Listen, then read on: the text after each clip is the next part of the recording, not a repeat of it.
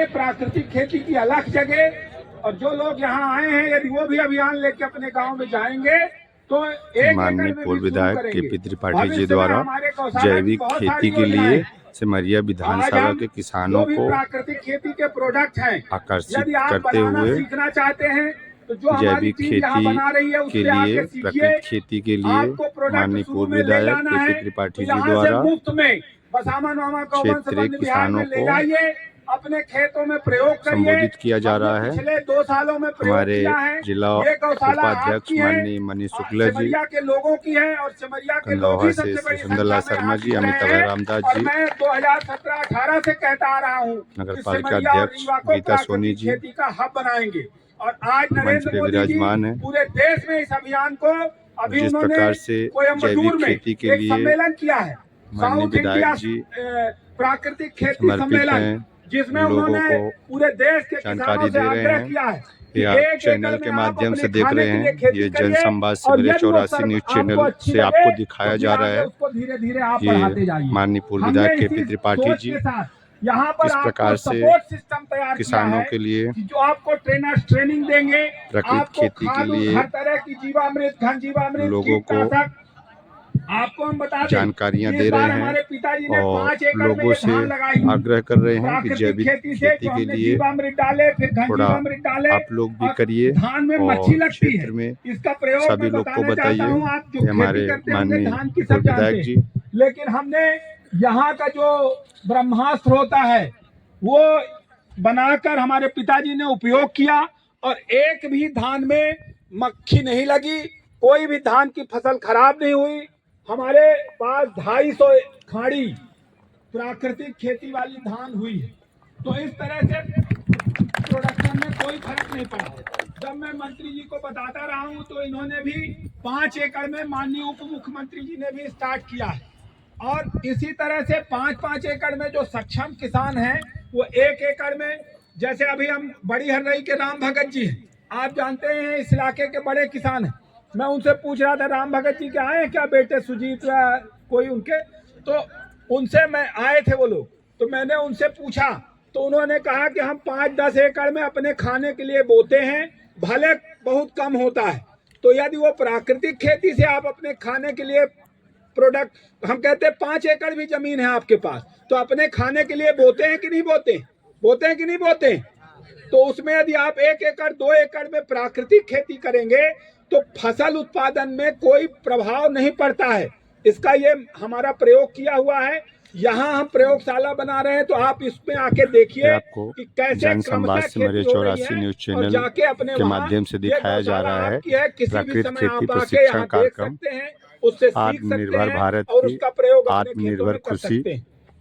हम लोग अभी ये हमारे माननीय पूर्व विधायक जी का प्रयास है कि सिमरिया क्षेत्र के किसान जैविक खेती पर करते हैं, थोड़ा किसानों को हम लोग गाय देते हैं। तो हम लोगों ने पूछा कि गाय कैसे देते हैं, करने का प्रयास करें, जिससे बोले नहीं भाई, गाय को माता भी कह रहे हैं और फिर बेच भी दें, तो हम लोग ऐसा नहीं करते। तो हम लोगों के भी दिमाग में ऐसा विचार आया है।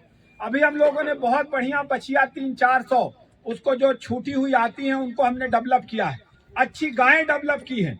करीब हम लोगों ने 500 से 600 गायें, यहाँ जो बेसहारा गायें आती थी उनको हमने खिला पिलाकर अच्छा बनाया है। अब हम उनमें AI करके उनसे अगली नस्ल तैयार करते हैं और फिर उसके जब दूसरी नस्ल तैयार होती है तब वो नस्ल सुधार की प्रक्रिया पूरी हो जाती है। तो जो हमारे यहाँ गायें होंगी, आप यदि प्राकृतिक खेती अगले 2-3 साल बाद करते हैं तो 2-3 साल बाद हम गौशाला से एक योजना चलाने जा रहे हैं कि प्राकृतिक खेती करने वाले किसान को हम दूध देती हुई गाय गौशाला से मुफ्त में दिया करेंगे। और जब वो गाय छुटाया जाए, यदि वो न पाल सके तो फिर गौशाला पहुंचाए। समर्पित हैं, गौवंश की सेवा के लिए समर्पित हैं माननीय पूर्व विधायक के.पी. त्रिपाठी जी। ये आपको चैनल के माध्यम से दिखाया जा रहा है। उन्होंने खुद प्राकृतिक खेती का हब बनाएंगे, अपने निजी वक्तव्य के द्वारा क्षेत्र के किसानों को धरती से ही शुरुआत होगी कि गौवंश की रक्षा, गौवंश की नस्ल सुधार, प्राकृतिक खेती कई मुद्दों पर संबोधित किया है। गृह मंत्री अमित शाह जी प्राकृतिक खेती कृषक सम्मेलन करने आ रहे हैं और ये एक बहुत बड़ा मील का पत्थर हमारे सिमरिया क्षेत्र के लिए होगा। आप सभी से आग्रह है कि अपने स्वस्थ रहने के लिए, आने वाली पीढ़ी को संरक्षित और संवर्धित करने के लिए प्राकृतिक खेती करें और प्राकृतिक खेती से उगाया हुआ अन्न ही अपने बच्चों को, अपने आप को खिलाने का काम करें। फिर आगे सेकंड स्टेप में यदि आप प्राकृतिक खेती सफल होती है तो जो ये आर्ट ऑफ लिविंग की संस्था आई है, हम इनके माध्यम से गृह मंत्री जी अमित शाह जी आ रहे हैं, उनके माध्यम से आपका रजिस्ट्रेशन इसीलिए पहले से बुला रहे हैं कि प्राकृतिक खेती करने वालों को का जल्दी से रजिस्ट्रेशन हो जाए, उनको लिंकेज मिल जाए। यदि नॉर्मल गेहूं के फसल का 2500 रुपए मिल रहा है तो ऑनलाइन ये आर्ट ऑफ लिविंग वाले दिखाते हैं 90 रुपए किलो गेहूं पुणे में बिक रहा है।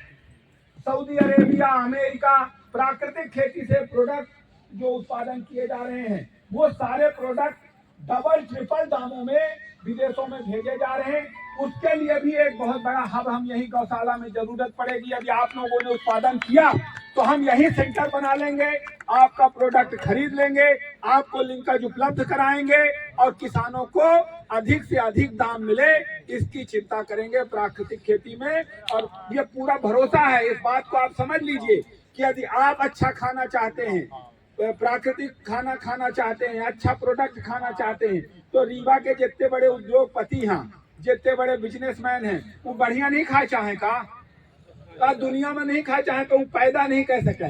पैदा को करी, पैदा किसान करी, हम करब। और प्राकृतिक खेती में जो प्रोडक्ट पैदा हुई ओखर दाम तय करे के अधिकार भी किसान के पास होगा। और जब हम दाम तय करेंगे तो हम फायदा भी कमाएंगे। हमको खाद खरीदने के लिए लाइन में नहीं लगना पड़ेगा। अभी चल के हम लोग वहाँ देखते हैं कैसे 5 लेयर फार्मिंग का बनाया है और कैसे प्रोडक्ट। हमारे साथ सब लोगों से आग्रह है आप चल के एक बार देखें। और जो पथरीली जमीन थी, पत्थर था उसमें, वही पत्थर निकाल के हम लोग इधर उधर काम कर रहे हैं और उस पथरीली जमीन को गोबर डाल के कैसे ये हमारे साथी आर्ट ऑफ लिविंग के बघेल जी, मनोज जी और पंकज जी लोग, अभी इनकी और टीम नहीं आई है जो हम लोग अभी चले गए थे। श्री सृजल शंकर जी 1 हफ्ते के लिए बेंगलुरु आए थे, वो तो विदेश में ही रहते हैं, विदेश में ही लगातार उनका प्रवास। अभी यूएन में बता रहे थे कि हमारा राष्ट्रीय यूएनओ ने उनको बुला लिया है, तो वो आए थे तो वहाँ हमने देखा। तो ये टीम अभी वहाँ चली गई थी, अब धीरे धीरे वापस आ रही। वहाँ हम लोगों ने प्राकृतिक खेती को देखा है और ये जो प्रयास हमारा 2017 से गौशाला की स्थापना से चल रहा था वो आज मूर्त लेने की रूप लेने की ओर अग्रसर है। ये आपके लिए है, आपके फायदे के लिए है, किसानों की समृद्धता के लिए है, किसानों को स्वस्थ बनाने के लिए है, सिमरिया क्षेत्र के किसानों को समृद्ध, खुशहाल और स्वस्थ बनाने के लिए ये अनूठा प्रयोग हम बसावन मामा गौवंश वन्य विहार में कर रहे हैं। ये आपकी गौशाला है, आप इससे जुड़े, इससे सीखें। आप देख रहे हैं खबर जनसंवाद सिमरिया 84 न्यूज चैनल की। हमारी टीम आपको सहयोग करने के लिए तैयार है, खूब आगे बढ़े। चैनल को यूट्यूब में सब्सक्राइब करें, लाइक करें, कमेंट करें। धन्यवाद।